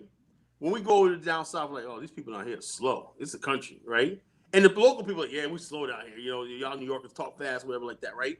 It's family. You think we're all one family, but I understand the fact that it's not like that with Black people and African Americans. We've been away for a long time, right? And even though we may say, oh, we're all Black, we could say this. It's not like that. A lot of Gambians will take offense to that. You're African American. You coming from America. You call them slow, right? Whether if you do it in America, you say, oh yeah, people from Atlanta say people from Bam, you Bam ass. We say it all the time. You back with Bam ass. You know what I'm saying? We say it back and forth to each other. You gullible, you geeky, you pretty ignorant. You know what I'm saying? Country bumpkin. You know, but the thing is, we say it, it's in the bounds of our culture. You know, Africa, we're in many ways we're basically estranged. We can't say that sort of stuff. I'm coming. I'll come and give you chocolate. Good. Sorry, I was talking to my son. So what I'll say is this, right? I think you're right, man. Listen, I spent time in the United States. I get it, man. I think you're right. I think that the one thing that, you know, and moving forward, this might present an opportunity for our Kathy. That's the way I've kind of looked at this and just said, you know, I'll tell you this. I'll tell you a little story, Cal. Before I left West Africa and spent time in the United States, the interaction that one would typically have with white folks didn't necessarily resonate with me. Yeah, I'd read certain things, but personal interaction, didn't fully resonate with me until I spent a couple of years in the United States. Then it resonated with me. Then some things started hitting home. You know what I'm saying? So I can only imagine. And I'm when I was in Nigeria, I wasn't like, you know, totally ignorant. I read. I was fortunate enough. I went to good schools.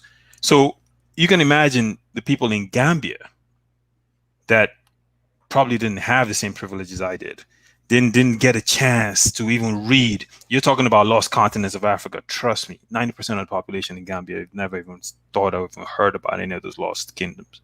You know what I'm saying? So it's one of those situations where you're dealing with a group of people that have gone through decades, generations of just total ignorance and education.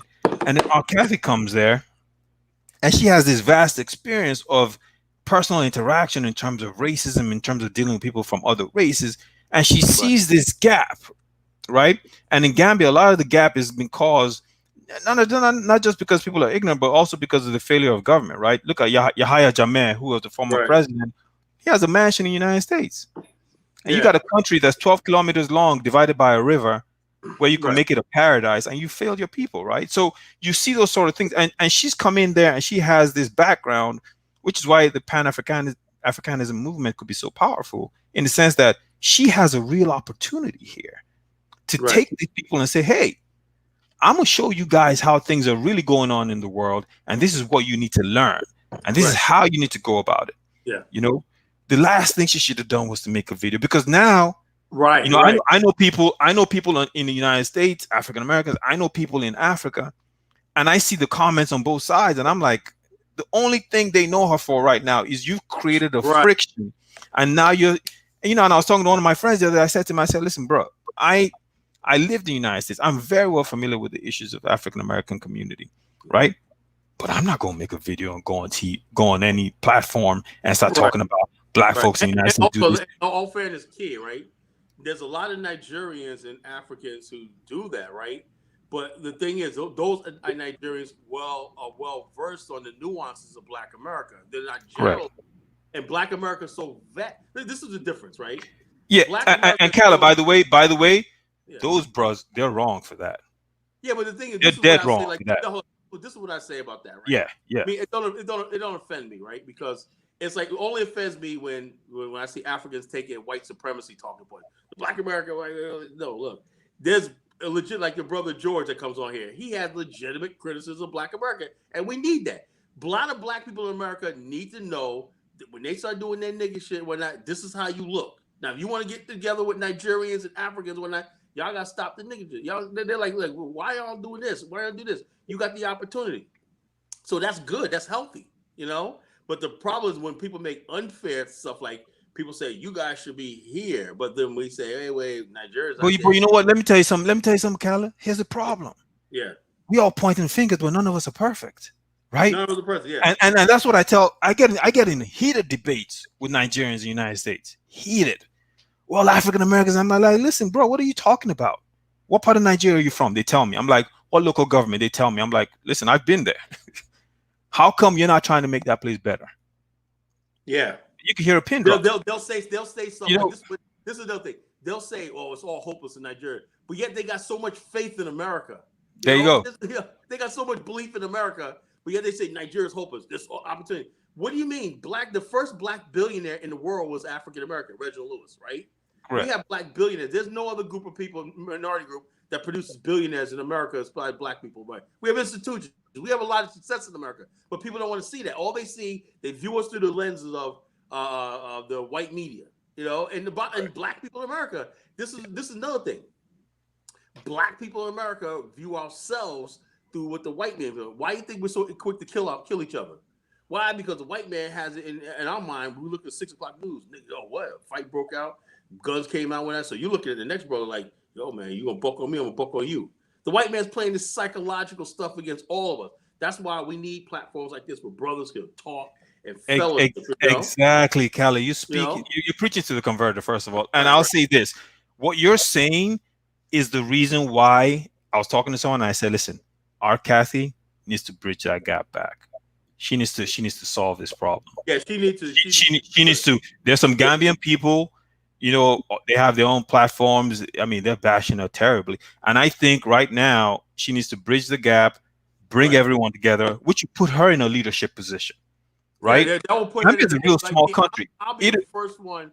If I could basically bridge the gap with people I'm having beef or whatever like that, I will basically do it. I say, hey, look, you know, like it's because we don't need that. We don't need the thing. And I'll tell if I say something out of line and whatnot, you know, people, my brothers, my peers, they check me all the time. Look at my Facebook page, man. I get all this like that, but that keeps me in check. I don't block anybody. I don't silence anybody and whatnot. I hear it all. I understand. Even if I don't agree with the person, I'll be like, okay, I'll listen. You know, and I'll take heed to that. You know. Yeah, so I tell you what, I don't know the sister, but if I did, I would call her up and say, she's a good sister. She's a good sister. Yeah. I would say this is what I think you need to do. And you would go farther in what you're trying to accomplish if you did this within Gambia. Trust me. You know, you would go way farther. I don't think I can do that online. I think you have to go to the Gambia off the record, right? And sit down and talk to her. You know, I just think that's the way it is. I think too much of this back and forth online. At some point, I think we have to have real human reaction. Somebody has to go to her and say, sister, can we go out and have lunch? So let's spend a day. Let's have a little fellowship. Let's cook out on the beach. Let's basically talk, and then after about the third day, we'll have a little summit. Let's just iron this out. You know, that's what I think. Let's come away from this. Hey, Kay, I was gonna go ahead and throw the next caller on, man. Thank you so much. No, thank you for having me on, Dynast. Hey, you know, keep up the good work. Appreciate it. Appreciate it, brother. All right, David Taylor, go ahead. How you feeling, man? I feel good. How are you? Okay. I'm doing good. I thought you guys are having a real conversation, man, and I don't have any complaints whatsoever. At the same time, I do think that if people are doing their genealogy and they're finding out who they are, despite the fact that they look like you, what is the issue with with them claiming their heritage. Their fight is not in Africa. Their fight is actually here. Their fight is for the land that their ancestors bled and died for. So what is the issue? How does them being American? Hold on one second, brother Kyle. How does them being an American Indian? How does that hurt the African connection? Right. Well, let me say something. First of all, are you Alquan? I have no idea who that is. That's not Alquan. That's not Alquan. No, he sounds just like Alquan. No, he doesn't. He doesn't. Go ahead. Okay. Anyway, bro, this is how it is, right? One, I do not believe that the Negroes that I be seeing online, right? I know when I'm around another black person, you know, or Indian, you know, they're black Africans and whatnot, you know, and they don't have no genealogy, you know, they have no tests and everything. All they have is, let me tell you, you know something, I'm gonna say something, right? And I'm not trying. I was watching a show that was from the late 40s, early 50s called The Lone Ranger. Remember the original Lone Ranger? Remember that show? Tonto. No, I don't, but I'm listening to you. Oh yeah, you probably do. You know the Lone Ranger is. Well, anyway, the original Lone Ranger, right? I never knew where the so-called Washita tribe came from, right? I was watching. I got the picture, Dice. I'm gonna find it and send it to you, Dice, right? The Malachi York said they're from the Washita tribe. In that show, right? They said they had a sign called the Washita Reservation. From the freaking show, the thing. Like I said, these people, they're not Native American, right? They're not like that. The bottom line is this: if you don't claim your African heritage, if you're ashamed to be an African, you're ashamed to be black. You know, another thing I'll say, why are these people always on black African platforms? You know, as members of the BIO will say, why are they always on black African American platforms? Why are they always in these chat rooms and everything? You think if people keep saying we're Native American, we're Aboriginal, you think it's gonna come true? Like a rubbing a genie bottle and poof, you're gonna be Native American? It's not gonna happen. You know, and like I said, I will never accept anybody who just does not want to be black, just don't want to be black, it's just simple as that, but if they want to do that, like, let me tell you, there's a lot of black people who go to powwows, right? We go, yeah, I'm there. They go, no, I'm black, yeah, well, we got some Indian. I did my DNA. I'm like 1% Native American, 1% Native American, 1. I don't qualify for anything. I'm African, majority African blood DNA from the Congo. The bottom line is this: people don't want to be black. Hey, all fine to them. But when they start coming into our circles and everything, and they start coming in, trying to be like they're trying to disrupt our politics, then I got something to say. But go ahead, brother. All of that sounded real good, man. I'm not even mad at you. I have no problem with that. At the end of the day, the only reason why I came to Uhuru's channel is because I saw him talking about the immigration, basically saying that people would put the same amount of emphasis into their own politics of their home country, we'll be doing a lot better. So that's the reason why I came on. Let me ask you a question. Go ahead. I saw you on Facebook and you responded to that, and what's your opinion on that? Should African immigrants, it seems like African immigrants love white liberals. I don't know whether it's because they feel they rescued them from the refugee camps and brought them over here, gave them milk and rice and stuff like that. But you got people, particularly Liberians, they love white liberals. They think they're at these guys are terrified and going back to their own country. You think that's normal? Everything, and they're so vested in America. And also, where's Black America saying, "Look, I'm not feeling Biden. I'm not even for far as Africa geopolitics, right? I'm not feeling a return of AFRICOM and all this other stuff like that. That the globalists like Trump and like Obama and Biden and Clinton do. Trump is giving Africa a wide berth. Why isn't Africans can't see that? Why can't they see it? Trump doesn't give a shit about you. That's your chance to take your continent back. But they wanted to sit here. They got comfortable in America. They're comfortable. They don't want to leave. We're trying to get to the continent, right? And they're trying to stay over America. And they want to live in American politics. And we're saying, no, we see things differently. We don't see Trump and all the stuff like that as we see, okay, if you're going to leave us alone, fine. We'll do our own thing. So that's the way I see it, brother. I'm not mad at you on none of that. Since you brought up Liberia, that's an actually good one. That the Liberians have a people called what do they call it? Amarigos. There was never such a people called America. That was an invented term by the West to try to. No problem. So you see, my last name is Taylor. This is my real name. My last name is Taylor. I believe my ancestry does flow through the same veins as Charles Taylor. He was part Gola. He was part Gola, and he was part from Trinidad, and he was part American Liberian. He was part American Liberian, Trinidad, and he was Gola ancestry. You know, that's what he was. Right there you go. So I have no issue with what you're saying. He does have ancestry as well here in the Americas from the Mississippi. The current president of Liberia right now, she also does have the same ancestry. No, we have a different president. She was a president for 2 years. George Weah, former world soccer player, FIFA, for years back, is the current president of the Republic of Liberia. George Weah. You know, he's a president. Yeah. So basically what I'm saying is that they also have ancestry connected here to the Americas. There's a difference between DNA and ancestry, your genealogy. There's a massive difference. This is paperwork documented versus, you know, spitting on a swab. That's not here nor there. But at the same time, I think that one of the main issues with the whole immigration thing, you're asking why do immigrants tend to lean towards the liberal side of things, and the reason I think is because of the policies that they will be able to benefit from that were originally here for the people that were here in America. So that to me is kind of the main issue, was that the immigrants will benefit from that. If you look at the census this year, they actually want you to be specific on what kind of African you are. Yeah, that's true. Because the reason why they're doing that is because African American, and let me give you say, you have to give Yvette Carnell and Tone some credit for that. Love them both. I don't agree with them. No, let's not go that far. When I say give them credit, right? I see send them a dog biscuit or send them a flower, right? I ain't saying give them don't get into a love relationship. I can't, I don't like they're anti-African and whatever like that. But they do have a point, Black immigrants have their own agenda. Right, and what right now they're trying. A lot of Black immigrants are trying to use the Pan-African thing to bully me into submission. Now, look, you want me to be Pan-African to oppose Trump, right?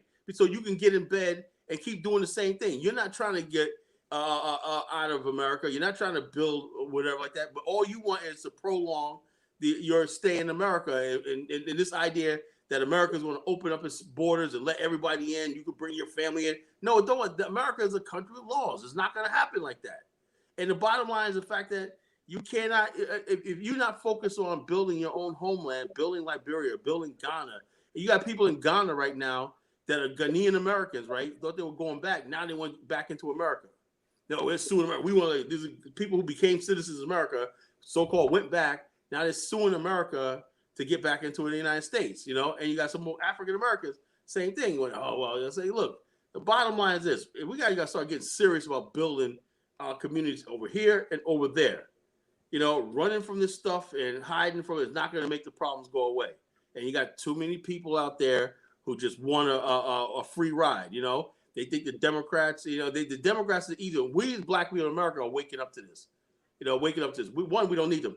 And like I said earlier, I'm going to say this again while we got more people listening, right? I'm like this. I'm like a shark. I smell blood. I smell blood coming from that. I'm going to pounce. It's going to send me in a frenzy.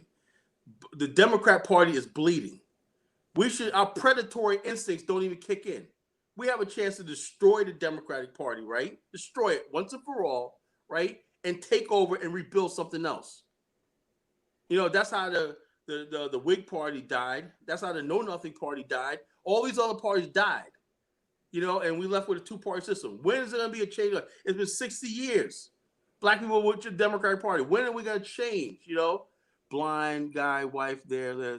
Yeah. Thanks, brother. Thanks for contributing. Yeah, let me read the super chat. Thanks for having me on the live, and more importantly, for all that you have been doing. Without you in Africa and in America showing us what we can do outside of discussing them, most of us don't know it's possible. Thank you, Lakita Marie. Let me tell you something. I'm going to say this again.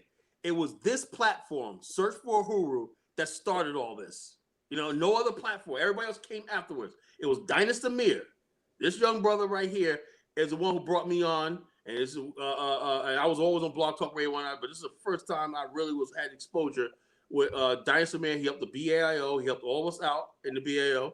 And this gentleman right here is the reason why everybody is in Africa right now doing this thing. He's stuck with it. You know, people call him all kinds of names. He's crazy. He's stupid, whatever like that, 2 years ago. But he's stuck with it. And now look where we're at. We're in a geopolitical revolution right now. With black people in America, African Americans, you can walk up on the average African American and he can discuss Nigerian politics with you. That was unheard of 5 years ago. People are basically searching their gene. People are going to the continent. Black middle class people are going to the continent, bringing their skills and education. That was unheard of. Hey, brother Amir, I have a question for you, man. Would you be like resistant to dealing with someone who was of darker complexion that actually is an American Indian? Would you be against that? You know what? If they're really an American Indian, have them come on the show. Yeah, do that. I would love this. Please have them come on the show. Okay. And then show the camera. So that's a no. You would not be resistant to that. Have them come on. Have them come on. Okay. I just don't want any buffoonery. Yeah. I think one of the. Go ahead, Kyler. Go ahead. No, Diners, that's right. We never really had an indigenous person called. No, we've had they're buffoons. But they never showed their face. They never showed their face. They were just in the chat rooms and talking all this nonsense and everything. They look just like you. They look just like you. That's kind of like the Dave Chappelle when he was like, "Show us your face, brother." When they was doing all that white, that white KKK shit. They look just like you. Yeah. So bottom line is this. My lineage is African. I'm proud of that. I'm at peace with that. I got you. I know what I need to do, and I'm very focused. I'm 52 years old, right? 52 years old. I've been on this award for a long time. I don't have time for foolishness. I can't have time for like that. All I know is, look, this is the way it is. I've been in this political system for America. I see Africa opening up. I'm making bridges to go to the continent. Passport, and I am dead serious about the mission I'm about to be. And I can't stop and talk about this because there's no stake. What gets me is when people call themselves indigenous, man, what do you expect to gain? A casino in somewhere? No. You got a whole continent out there. No. Hold on, brother Gal. So basically, when you do the research and you find out that you're an American Indian, what happens is you want to find out basically what happened to your land.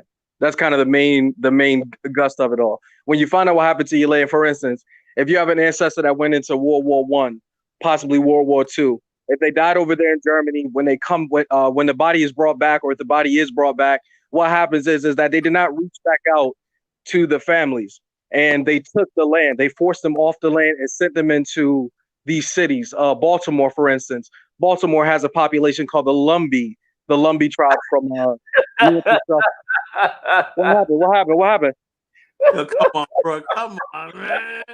Did I say something wrong? Come on, man. You were doing good for a while there, man.